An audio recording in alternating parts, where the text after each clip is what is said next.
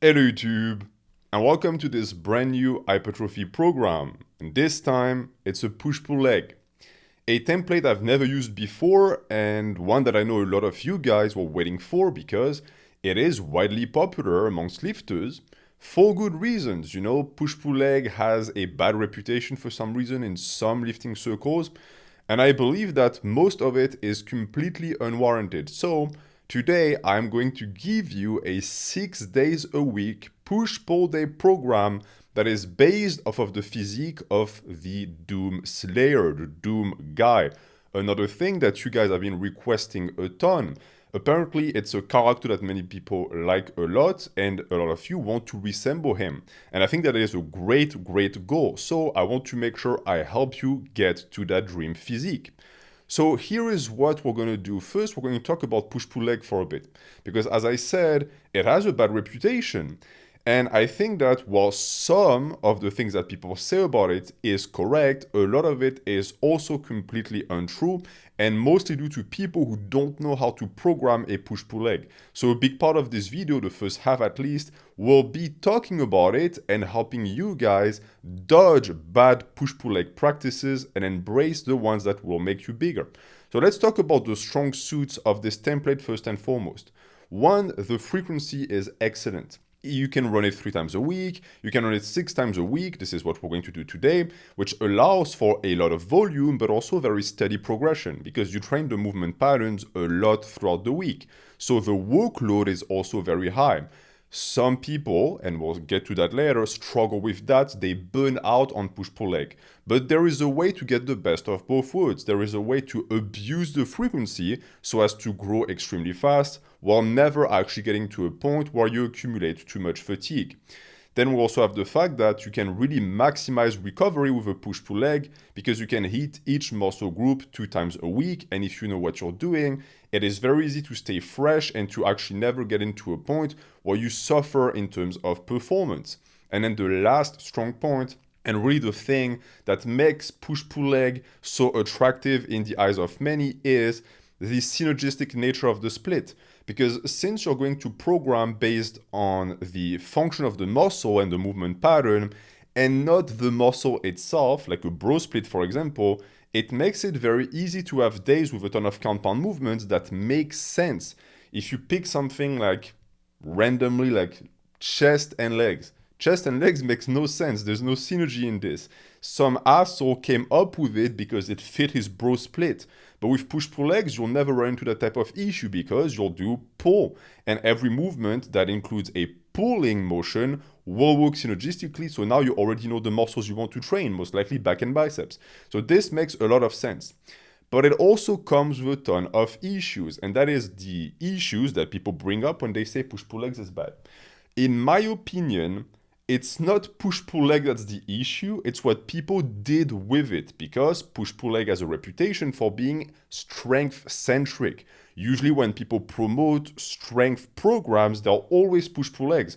For a simple reason, it's because you train movement patterns. So when people heard push-pull legs, what they really heard was deadlift, bench, squat, which then gives birth to programs that are extremely rigid and repetitive because you end up doing the same movements times and times again, you burn out, you start to get bored, but that's not the fault of push-pull legs, it's what you did with it. You'll see that today we're not going to do that because this is an hypertrophy program.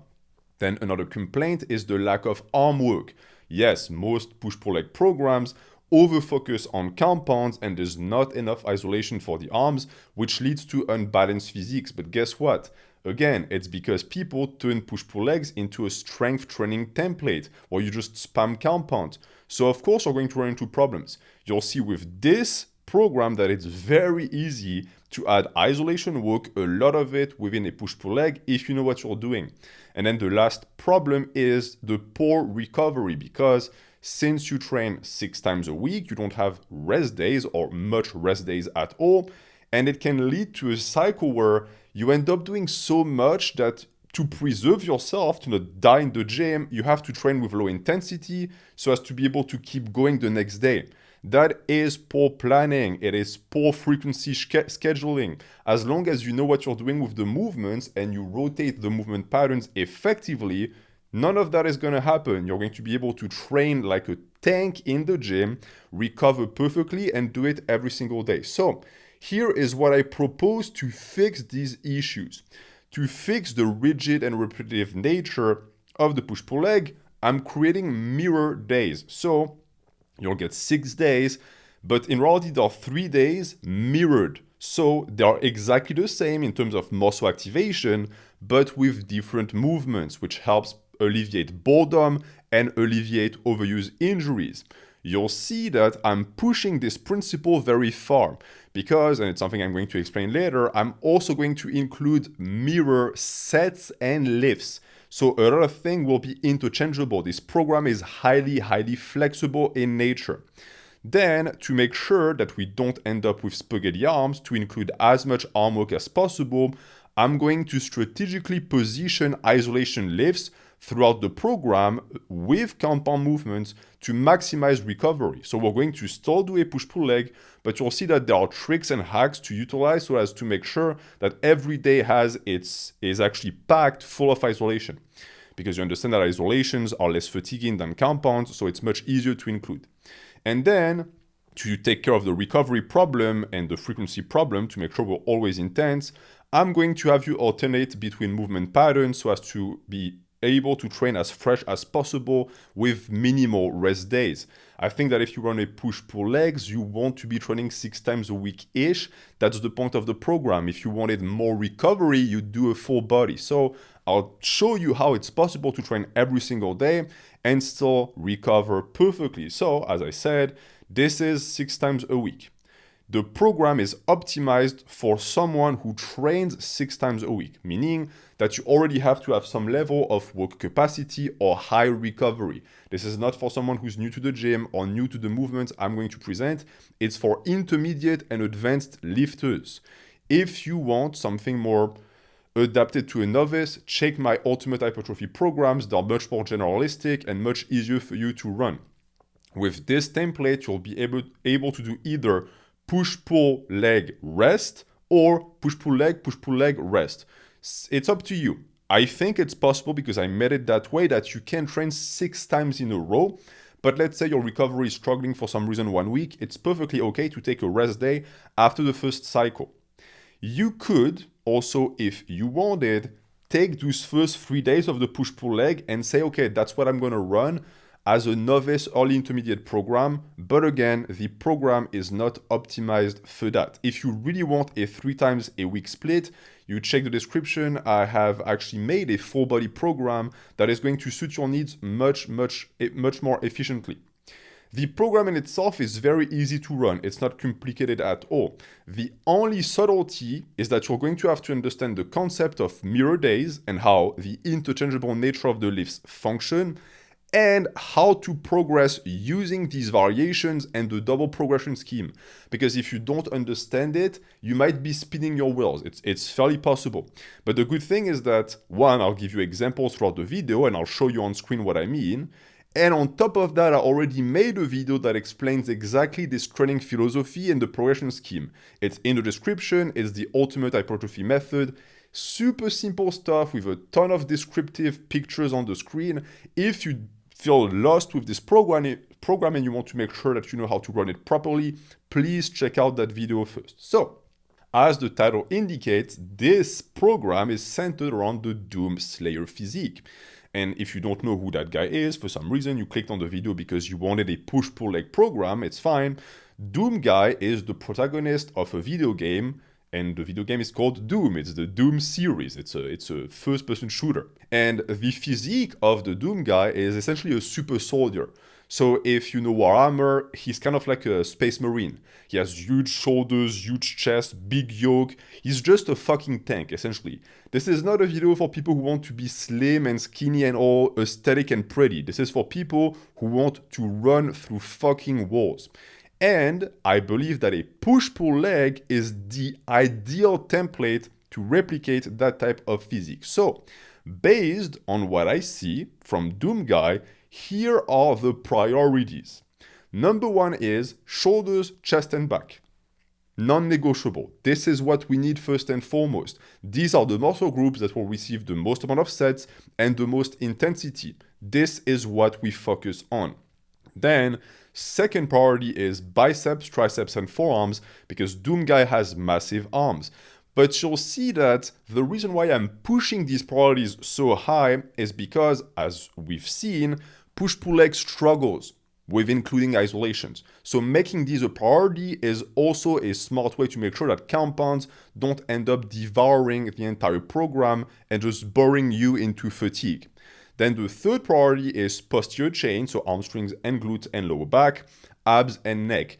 Abs on Doom Guy are iconic, they're even on his fucking suit, they're that big. So we're going to train them, but we'll train them intensely and smartly. I'm not going to make you do 15 to 20 sets of abs a week, it's not needed. If you do them weighted and properly, you'll get a six-pack, a thick fucking six-pack. The neck naturally will be the same. No need to do a gazillion sets of neck, do them properly. You never train your neck. If you've never trained your neck and you run this program, you'll be shocked at how fast it grows with the little volume I'll have you do. And then fourth, the things that don't really matter at all are quads, lats, and calves, because they're weak points on the physique of the Doom Slayer. So if you are the type of person who wants massive quads, massive lats, this is not the problem for you. I recommend personally that you run this program on a bulk because it's extremely demanding in terms of energy, and if you are on a surplus, it will make it much easier. I also warn you that the physique of the Doom Slayer is high body fat. So if you want to be the lean guy on the beach, this is not for you. Again, this is for people who want to be fucking tanks. I also would say that this is best indicated for you if you are in a state or place in life where you can sleep a lot, as much as possible, low stress, and you can really dedicate a lot of time to the gym, because again, I'll have you in the gym 6 times a week. Now that this has been established, you know what you're getting into, let's talk about the program. The entirety of it is of course in the description for you, you can follow along. I'm going to give you pointers on how to run it properly. So, we will actually not be doing a push-pull legs, because I find that doing push-pull legs, pull and legs together, has a tendency to hurt your recovery. I want to take those 2 days and separate them as much as possible. So instead we'll do pull, push, legs, pull. So you'll have only one session where the legs start before the pull. And then we do push legs. So it's pull, push legs, pull, push legs if you do 6 times a week, then rest, okay? You could, if you wanted, just run the cycle ad infinitum with no rest days, but since you're going to end up having to do legs and pull for a second time, I would recommend after the 6-day cycle to just take a day off. Or, as I said previously, you could do pull, push legs, rest, pull, push legs, rest, etc., etc. Flexible rest days, I believe, should be taken when needed. So let's look at pull day number 1. You understand that I made mirror days, so we'll have 2 pull days, 2 push days, 2 leg days. The first pull day starts with a barbell row or a T-bar row, 3 sets of 6 to 10. I want these to be full body, okay? You don't want to be too strict, don't cheat too much, but the posterior chain will be included and involved, okay? That's the point of these movements. They are very big and basic compounds for the entirety of the back. Then we have our cable crunches or machine crunches for the abs, 3 sets of 10 to 15. Naturally, for the rows and for every back exercise, I recommend you use straps. You will need your grip for all of the forearm work you'll have to do. Then we are going to do machine high rows or lat pulldowns, this time for the teres major and minor, and for the lats in particular. 3 sets of 10 to 15. And, superset of course, upright rows or Y raises. You'll see that I really did my best to make sure that if you are in a gym, you can run these supersets without too much of an issue. The pieces of equipment should not be hard to get. If you can't for some reason, it's fine to separate. The only thing that it will do is it'll take you longer. Supersets exist to save you time, and that is it. And actually, if you do the supersets, I make sure that they don't actually impair your performance at all. So on this, you'll get lats, and with the upright row or Y raises, you get more traps. You can never get enough traps to look like Doom Slayer, and more shoulder work. Shoulder work is essential, but it's low impact. If upright rows hurt your shoulders, it's fine, do Y raises. Then we have neck extensions, so the first iteration of neck volume, 3 sets of 15 to 20. plus curls. So this one is a giant set with 3 exercises for curls, dumbbell or easy bar, whichever you like best, or cable curls. Here we're going to stop for a second. I'm going to explain to you the principle of the mirror lift. Okay, you have mirror days, you also have mirror lifts. What does it mean? It's very, very easy to understand. When you see, for example, curls, dumbbell or easy bar, or cable curls, it means that you pick one. You're not forced to stick with that one.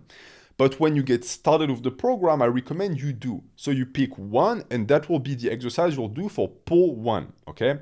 Pull 2 will do the exact same thing, meaning that I'm going to give you another choice between 2 bicep exercises, meaning that in total, you could end up with 4 different bicep exercises for the totality of the 2 days.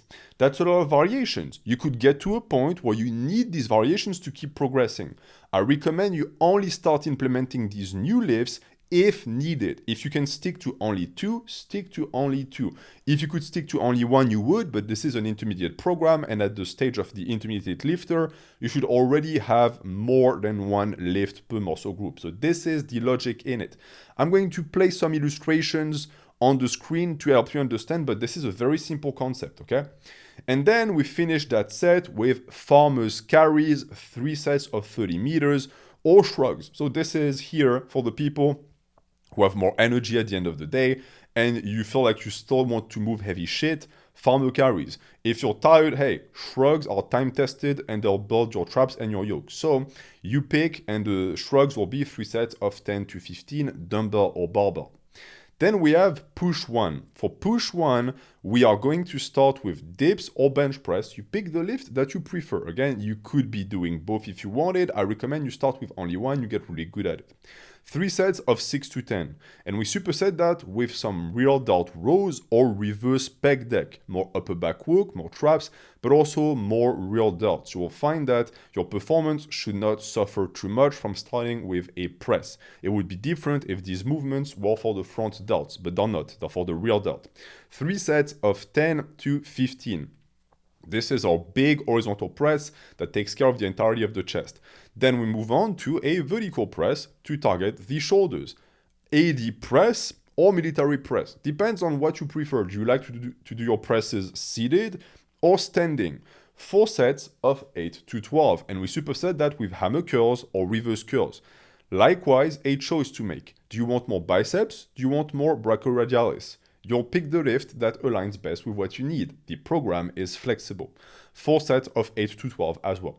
And then we finish with another giant set, cable lateral raises or bulldozer lateral raises, 4 sets of 10 to 15, more isolation for the shoulder, plus crossbody extensions or katana extensions for the long head of the tricep, 4 sets of 8 to 12, and we wrap up with another chest exercise, this time one that is not going to target or to actually stimulate the shoulder too much, cable chest flies or pec deck, 4 sets of 6 to 10, an additional chest exercise because in reality you only did dips or bench press, so I think it's a good addition. Then we have legs, the first leg one. I think that what makes or breaks push-pull leg programs tend to be that. It tends to be the leg days. People overdo it. You really don't need to be doing a million sets for quads and for hamstrings for them to grow. You just want them to be intense and to keep progressing. So I have you start with barbell back squat or hack squat, 3 sets of 6 to 10, plus neck flexions, 3 sets of 10 to 15. Then some posterior chain work, hyperextensions or leg curls, whichever do you want. Leg curls is more hamstrings, hyperextensions is more glutes and lower back. The two are going to get the job done. 4 sets of 8 to 12, superset with more ab work, Russian twists or windshield wipers, 4 sets of 10 to 15 for the obliques. Then we wrap up that day with leg extensions or sissy squats, 3 sets of 10 to 15 for additional quad work. You don't get much quad work, but enough to grow. Plus seated or donkey calf raises, 3 sets of 15 to 20. This is supposed to be short and sweet. Why? Because if I kill you on your leg day, how are you supposed to come in the next day to do a pull day? It's simply not going to happen. And since the goal is to build the Doom guy, Doom Slayer physique, it's not his legs that people want. It's his upper body. So it would be foolish to insist on lower body development when I can get 80 to 90% of the results with this much volume and then kill you on the pull day. And that pull too is a bitch. So you start with weighted pull-ups or weighted chin-ups. After that leg day, it'll feel real good. It'll stretch the spine. 3 sets of 3 to 5. So it's very low volume and very, very intense. Plus face pulls or power raises, more shoulder, rear delt, and traps. 3 sets of 10 to 15. Likewise, a vertical pull and that type of exercise don't interfere at all. If you end up losing performance, it's either your work capacity sucks or your cardiovascular system sucks. Then we have some croc rows for traps, lats, upper back, or mid-dose rows. I think that the two work. Croc rows are more, let's say, violent. It's more in the spirit of the program. Mid-dose rows tend to be more controlled. You can do both. And I really think that when we talk about variations, this is the type of thing where you could do one week and one the other week, and it really wouldn't change much because they train such similar muscles that the progression would not be interrupted at all. This is why, yes, the ability to understand lines of specificity also matters for bodybuilding because it allows you to create push-pull leg programs with a shit ton of variety that will not damage progression at all because the volume you get is essentially the exact same. 4 sets of 6 to 12, and then some gooseneck wrist curls or pronation twists, this time for the forearm in particular, 4 sets of 10 to 15. So you understand naturally that you're going to have to use straps for your croc rows or mid-dose rows, or else your grip is going to be cooked for when you actually have to use it for forearm development. And then we wrap up the day with power shrugs or block pulls. So if you see the way the program is, this is, to me, how a proper back day is supposed to be run. Because this is essentially a back day, but you'll see that you do 1 vertical pull, 1 horizontal pull, and 1 shrug pattern. That's it. That's plenty. If you do it intensely, you'll have 2 back days, 2 pull days a week. Your back is going to blow up. There's no need to do 6 or 7 back exercises like I see some people do.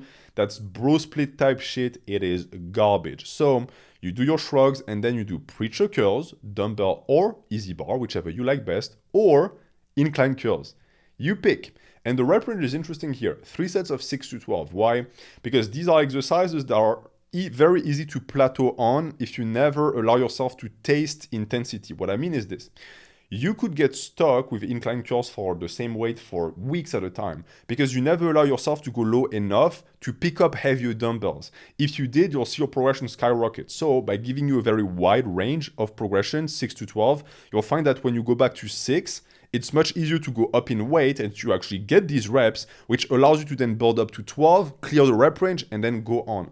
You don't want to be the guy who is stuck doing incline curls with 30 pounds for years at a time because there's no growth in this. Then we look at the second push day. The second push day, unlike the previous one, starts this time with a vertical pattern. And we did the same thing with the second pull.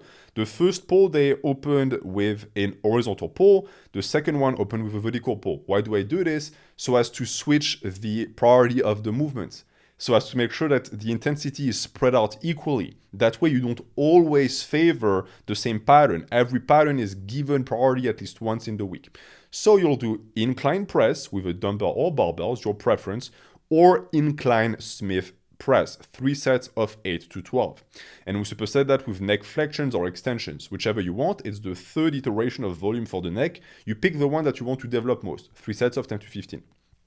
Then you'll do converging chest press, which in reality means any chest machine that you like, or weighted push-ups, 3 sets of 6 to 10, plus decline sit-ups or dragonflies for the abs, 3 sets of 8 to 12. So you start with an hybrid press that, yes, is going to train the shoulders, but also the chest and the upper chest in priority. So I still want you to do a compound for the chest afterwards, but only 3 sets, so as to make sure you can still be fresh and be intense. And then we wrap up the day with another giant set, GM press, barbell or Smith machine. I really like the Smith machine personally. If you have an SSB bar, I find that it's built for GM presses, but the Smith machine is really nice as well. You can really grind. Or skull crushers. So you see this is more long out of the tricep work. 4 sets, 8 to 12, and then you're going to do hangman curls or hammer preacher curls. And I said previously that this was a giant set. I lied. Actually, the giant sets are only for pull day and push day 1. The second iteration, the mirror days, don't have giant sets. It's only supersets. So hangman curl, hammer preacher curls for the forearms, 4 sets of 6 to 10. You pick hangman curls. For those of you who don't know, you get a rope, you attach it to a cable station, and you pull like this. That's what I call a hangman curl. This is more biceps, and preacher curl on the hammer curls on the preacher station, is going to be more forearms. Then you have leg 2, the last leg day, and in the same vein, I'm not going to kill you or bury you under volume. I will give you the most results with as low volume as possible. So, Romanian deadlifts or good mornings, 2 sets. No need to do more. I guarantee that on these movements, you can progress with 2 sets. 6 to 12 reps. Then we have dumbbell real delt swings or incline dumbbell shrugs, 2 sets of 8 to 12. You're at the end of the cycle. You're at the peak of fatigue. You can still, if you manage, squeeze more real delt work in. And if you just can't hack it, traps are never tired. Then Smith machine squat or leg press, because you'll see and you'll notice, I hope, that I really try to spare your lower back as much as possible on these leg days, because the issue with push-pull leg is that lower back fatigue is sort of split between your ability to pull off the floor and your ability to train legs. So I think that I found a good middle ground here. So Smith machine squat or leg press, 3 sets of 8 to 12, and then standing or leg press calf raises. You'll see that this superset makes sense, because if you did Smith machine squat, you could just set up the Smith machine to do your standing calf raises in it. And if you use the leg press for presses, for your quads, you can just do your calf raises in the leg press. 3 sets of 10 to 15. And then we wrap up the week with GHR, glute arm raises, or Nordic hamstring curls, 4 more posterior chain work, 3 sets of 10 to 15. And we superset that with dead hangs. So either 3 sets of 1 minute. We don't want to kill you on these dead hangs because they're very taxing for the forearms, or wrist roller extensions. So you have your wrist rollers, this way would be flexion, this way would be extension, okay? Flexion, extension, all right? The reason why I have you do extensions is because it's a pattern that is ignored by most people. You do a shit ton of flexions, you don't do much extension, which can be damaging for the health of your elbows and even for the development of the forearms. So this is that. Now, I'm going to repeat myself, but I think it's important.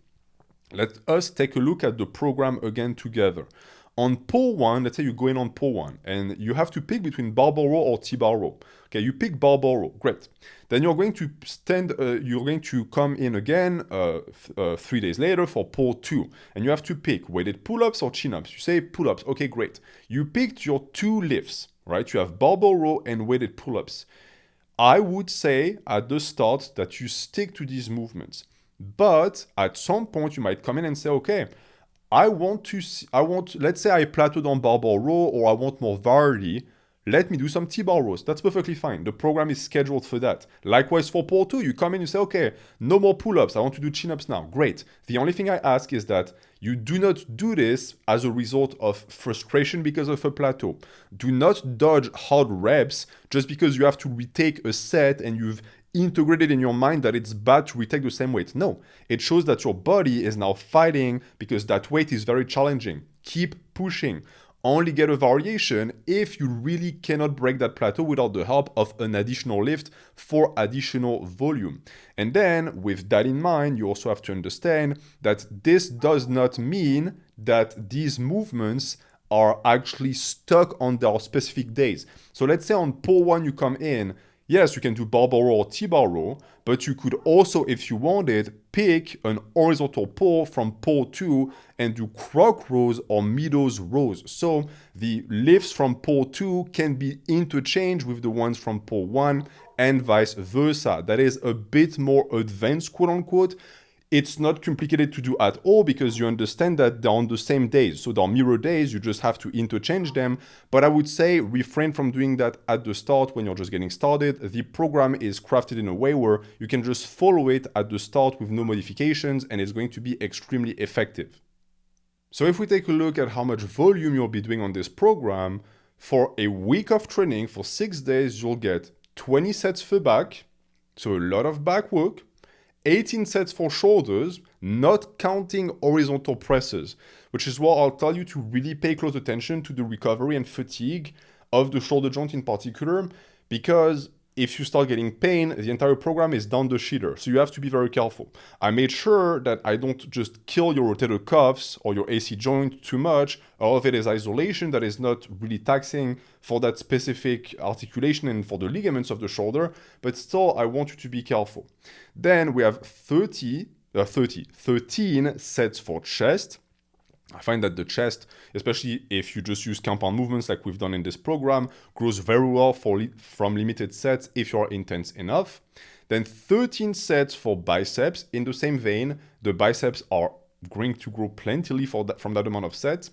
8 sets for triceps, but it's only because they're for long head. I'm not counting presses. You're going to, in reality, get much more volume for it, but the specific under part of the muscle belly will be trained with specific exercises. Then 15 sets for forearms, a push-pull leg program that actually has a ton of isolation for the forearms, which I've literally never seen before, which is why I wanted to create this one. And you'll see that the way I integrate forearm work will not actually damage your ability to pull and develop your back. So this is something that I think you're going to greatly enjoy. 15 sets for posterior chain. It doesn't look like it, but I have you train posterior chain a lot. So your hamstrings, erectors, everything is going to grow a lot. 10 sets for abs, no need to do more. You're going to train them very efficiently and intensely.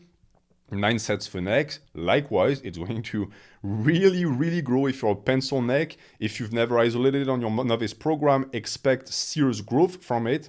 Then 9 sets for quads, which as I explained is because we don't prioritize that muscle. 7 sets for lats, 20 sets for back, 7 sets for lats. So the lats will not be as big as they could be if we focused on it, but the Doom guy and Doom Slayer physique is not about the lats. It's not about the V-taper. It's about, again, being a tank. Then 6 sets for calves, because fuck calves. That should be the name of this program. And that is that. So as always, the entirety of it is in the description. You can literally copy paste it into a Word document, and there you are. You have your programs. You can start literally today to the gym. It's free as always. I always want to make sure that information is free because I believe that this is how we're going to get bigger naturals and people who are actually going to enjoy their training because they'll follow templates that make sense and that they can run without killing themselves under fatigue or doing things that are essentially boring. And this concludes this video. So as always, thank you for watching. If you've enjoyed it, if you like my free programs, you can always support the channel on Ko-fi. It's the first link in the description. You can pledge. $3 a month is already plenty. I'm always amazed that you guys are willing to spend your hard-earned money on me, but I really appreciate it because without it, this channel would not exist. So thank you for all of the supporters, and I will be seeing you extremely soon. Have a good night and enjoy the program.